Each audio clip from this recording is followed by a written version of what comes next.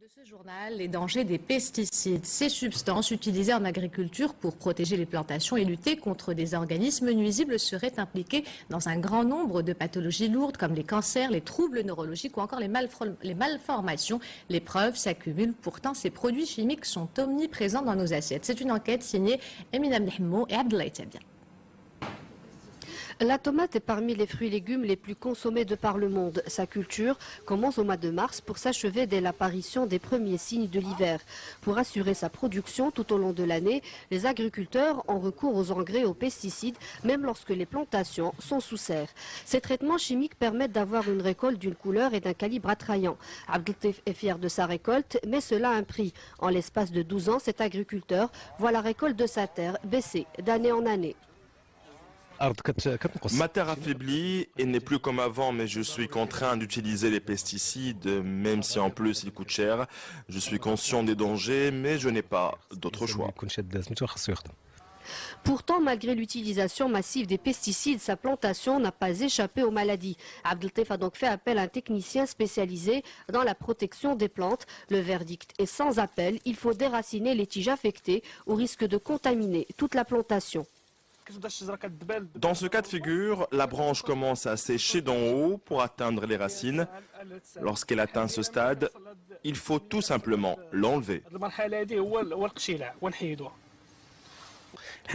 Nous leur conseillons de réduire l'utilisation des traitements chimiques. Cela est très nocif pour les éléments qui composent ce milieu.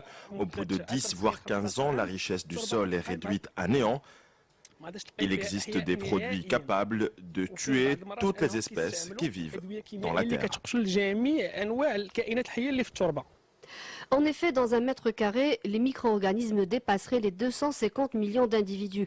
Les vers de terre à eux seuls ont un rôle prépondérant dans l'aération et la circulation des matières minérales et organiques. La biodiversité du sol est nécessaire à la restauration des écosystèmes et donc à la protection de l'environnement.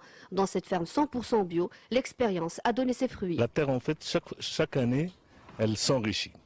Il y a des micro-organismes qui s'installent, elle est bien nourrie et elle produit, moi je dirais peut-être mieux que le conventionnel. Maintenant on peut produire mieux que le conventionnel en rendement même. Les propriétaires de cette ferme bio se sont installés à Bourknedl. Najib est biologiste, Naïma est agronome. Ce couple d'agriculteurs a vu grandir son projet depuis 2007. La ferme emploie une importante main-d'œuvre. Pour eux, il n'est pas question d'utiliser des produits chimiques. Cette terre bichonnée offre une production de qualité. Pour cela, rien ne remplace les recettes de grand-mère pour un sol irréprochable comme l'ortie, le soufre, le compost et le fumier. Donc il faut essentiellement s'occuper du sol, nourrir le sol. Vous allez voir le compost, comment il est préparé pour nourrir le sol.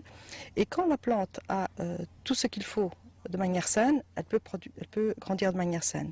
Donc elle n'a plus besoin de trop de traitements phytosanitaires, bio bien sûr, puisqu'elle est en équilibre et elle pousse dans des conditions optimales.